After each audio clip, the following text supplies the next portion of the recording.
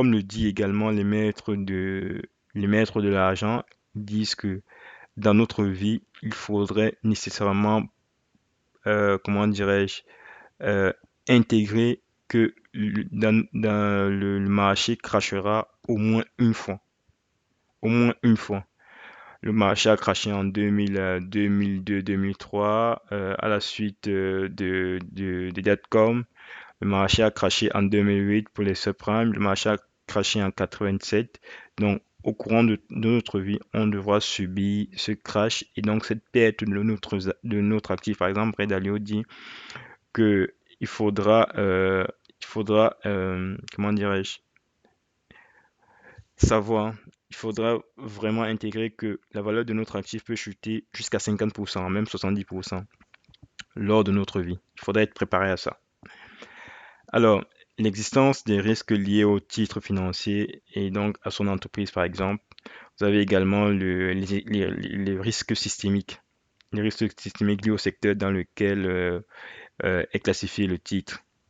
Voilà les inconvénients de la diversification. Lorsque j'ai abordé les inconvénients de la diversification, je voudrais qu'on revienne sur l'autre point. Je voudrais qu'on revienne sur un point qu'on a cité tout à l'heure. On a parlé de la tolérance au risque. On va maintenant parler de la tolérance au risque et du profil d'investisseur.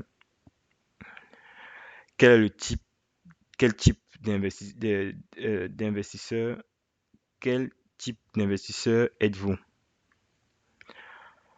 Alors, c'est une grosse question, ça va sans dire, ce qui appelle notamment des compétences dans la finance comportementale. Quoi qu'il en soit, je vous donne rapidement une définition. Finance comportementale, c'est l'étude de l'incidence de la psychologie sur les décisions des investisseurs et des marchés financiers. Elle porte un accent particulier sur les comportements financiers. Alors, pour évaluer votre aversion, par exemple, au risque, je voudrais vous poser cette petite question.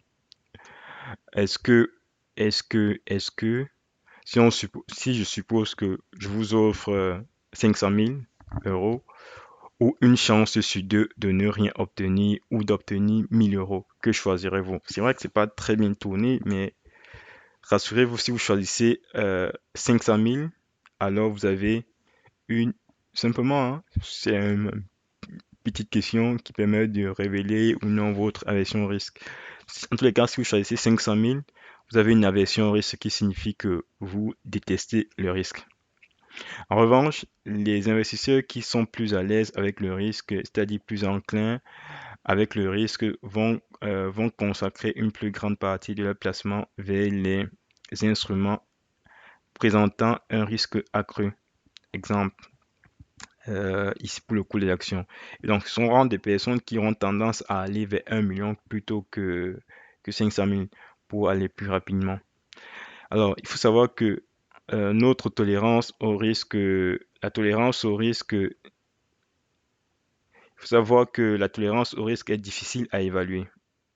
Voilà, quoi qu'il en soit, mais la théorie a montré que 4 points permettaient d'influer en réalité sur la tolérance au risque. On a le niveau de richesse, parce que les personnes plus fortunées seront plus enclins à prendre du risque comparativement à personnes qui sont moins fortunées. On a l'âge. Selon vous, si vous vous rappelez du graphique sur l'épargne, on a vu qu'en fonction de l'âge que l'on a, notre investissement n'était pas forcément le même en moyenne. Donc, selon l'âge, un jeune n'aura pas la même tolérance au risque que quelqu'un qui a une personne à la retraite. On a la situation personnelle. Est-ce que vous avez un crédit? Quelle est votre situation familiale? On a également les besoins en liquidité et votre personnalité. Voilà, c'est les différents éléments qui peuvent influer sur votre tolérance au risque.